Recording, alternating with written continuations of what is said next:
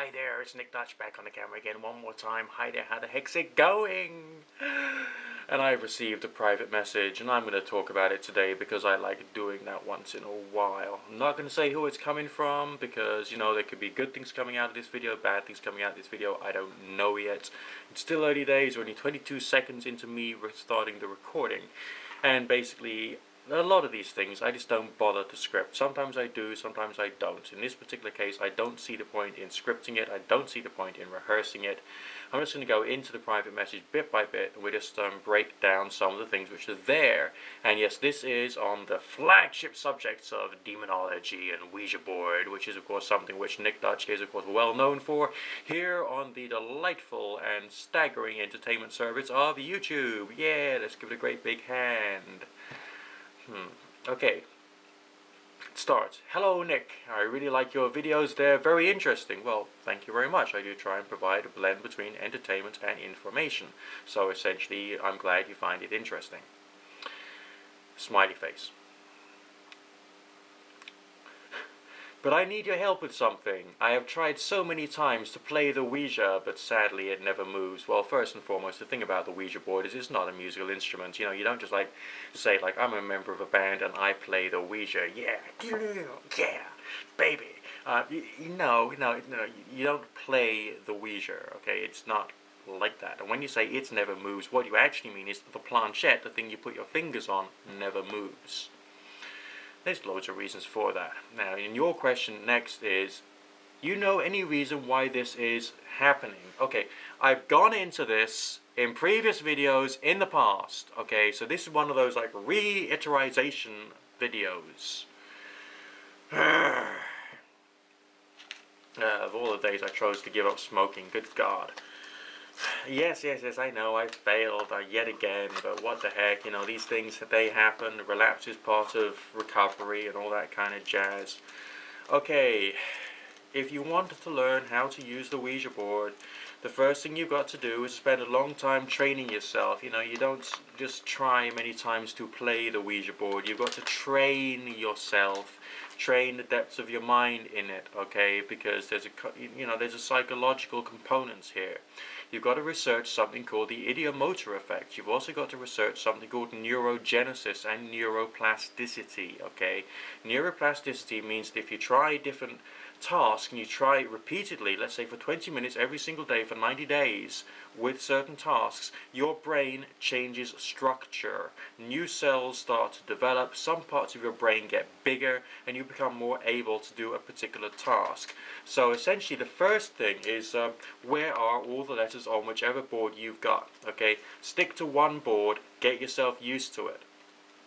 Literally, get yourself used to it. Do the equivalent of a handwriting exercise using the Ouija board. Spell out phrases, do your shopping list, you know, just 2 eggs and bottle of milk, or whatever it is. You know, just do it. Do phrases with all the letters of the alphabet in it, like the quick brown fox jumped over a lazy dog. Repeat them a few times. Try new phrases, new ideas. Get your brain used to where the letters are. And just do that in front of the TV, listening to the radio, whatever, you know, your favorite, like, death metal band or a bit of Mozart, I don't care, just play with it, you know, get your mind used to where all the letters are. You're not doing that as a seance, you're doing that as self-training, so your brain can actually work out where all the letters are spontaneously, basically all by itself. That way, the neurogenesis and neuroplasticity effect will start to happen, and your brain will get used to the idea of where all the letters are on the Ouija board, and essentially the fact that messages have to be, you know, come out in a certain way.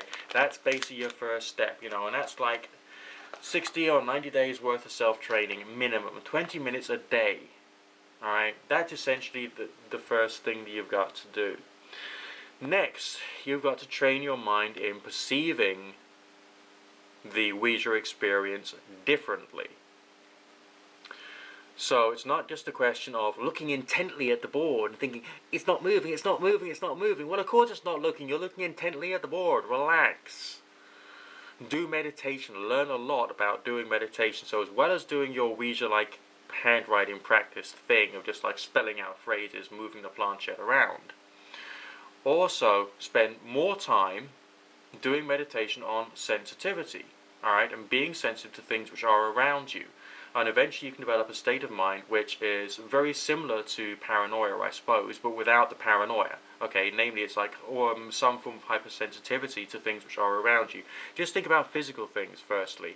The buzz of the electric cables in your house, the sound of the wind on the rafters, all these kind of like little noises which you would not normally pay attention to. Focus on hearing. Just the sense of hearing, and then you can also think about sight, and you can also think about getting more sensitive to feeling the presence of objects and things which are around you, and then even outside of the room that you're in. Alright, just in imagination first, just when you're in a meditative state, a deep, tranquil, reverent, crown chakra open type meditative state. Just practice it and carry on practicing it. Again, neurogenesis, neuroplasticity, train your mind to be able to do this. Okay, and then you can think about the idea of looking inwardly as well in your meditations, and you look basically at the ideas, thoughts and feelings that are going through your mind. You become more sensitive to that, again in a meditative state of mind, a hypnotic meditative state of mind, so that you can start to be more sensitive to ideas, thoughts and feelings which are inside you, alright, just normally inside you, and start to either control them or put them aside, or just be able to observe them objectively and play around with that for a while. So you're getting used to sensing things outside of yourself, physical things outside of yourself, and psychological things inside of yourself. Then you go through the next step, and that is to invent, purely invent a mythology of spirits being outside of you. You don't have to be someone who accepts they have like any form of objective reality. Just do a temporary paradigm shift, some people call it, in which you believe temporarily that there is something outside of yourself. I mean, I'm a very secular individual. When I'm dealing with the bank, or I'm dealing with my work, or my family members, I'm just a normal, boring, secular guy. Okay, I'm only the great and powerful, the kind of like weird spiritualist Nick Dutch when I've actually got my, ritual tools and accessories out, or I'm playing around with my Ouija board and I've got my tarot cards in front of me, and so on and so forth. Little things like that, because they are physical triggers which help me to enter into that state of mind, because I have conditioned myself to think that strange things are going to occur when I've got the Ouija board out, when I've got my tarot cards out, when I'm playing with my pendulum, crystal ball, and all the rest of that cool toys, because they look weird and mystical. Because they look weird and mystical, that can have an effect upon me, because I have trained myself that weird mystical things in some ways, in some contexts, will have that kind of weird effect upon my mind. And I can try and use meditation, prayer, and all the rest of that to try and help. But if you think that you can just play around with the Ouija, oh, it's not moving, it's not, because it's not going to fucking move, alright? It's not going to happen that way. Train yourself. It's a tool for your mind. Now, we don't know, none of us know, as a fact, whether any form of spiritual entity actually has any existence at all. We don't know this. So your next bit here, which really pisses me off, says, just wondering, is this real? We don't know. All we've got is a combination of strange experiences. That's it. That's all we've got. There are people who will say, no, this is real, this is real. Ooh, be scared, be scared, be scared. Why? Because they're mentally deranged. They're stupid. Or they're religious believers, and they haven't actually been able to think outside of a certain form of religious understanding, which have either they've been conditioned in or seems real to them because they've got a brain chemistry defect. Right? Get that into your thick head. Good God, woman. Or man, or whoever you are, I don't care. Oh God, then the message gets even worse. I mean, is it really possible to make a pact with a demon? What on earth has the exercise as the Ouija board got anything to do with dealing with demons? Really, what has it got to do with it? And if we don't even know whether demons exist, how can you say that is it possible to make a pact with a demon? Haven't you seen my earlier videos? Come on! I talk about this at length.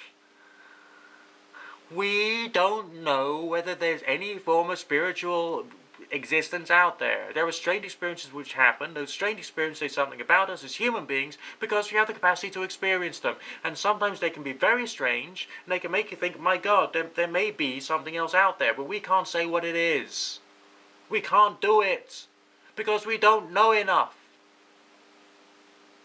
Alright, and anyone else is turning around to you and saying, oh, no, be afraid, be afraid, be afraid. You know what they are? They're mad. They're sick. They're trying to control you. They're trying to control the way that you think. Alright, and they're trying to turn you into something that basically you probably aren't. And you shouldn't be either. I mean, what is the point in trusting the results of a Ouija board seance? It's peculiar, yes. It's interesting, yes. It can say something about you, or something that's going on inside your mind, or something about the way that you think. That much we can say, relatively scientifically. But what we can't say, that is proof positive of the existence of a spirit. It's not possible. And the practice of making pacts with demons is a religious thing anyway. It's got nothing to do with whether something's got some kind of objective fact to it. Okay? Experiment, explore, have fun, but for crying out loud's sake, don't think that you can prove that these things have some kind of objective reality. For crying out loud's sake. Get this through into your mind. It's important, otherwise you'll go crazy. Oh, God almighty. Look, I do want to encourage people to play around, to experiment and to explore. Yes, I do. With things which are apparently supernatural, okay? But these things are apparently supernatural because we don't know if they are supernatural or not. Yes, I have had telepathy experiences, I have had out-of-body experiences, I have seen things which appear to be ghosts, okay? But if you actually see something which appears to be a ghost, that's not a proof that the ghost exists. It's a proof that there's a strange experience can happen, which in our culture we define in a certain way. Alright, as in, oh, it looked like I saw a ghost. You know, that much we can say. That's the way it appeared to be. We don't know whether it is a ghost or not. Please realize this. It's getting painful now, okay? God almighty.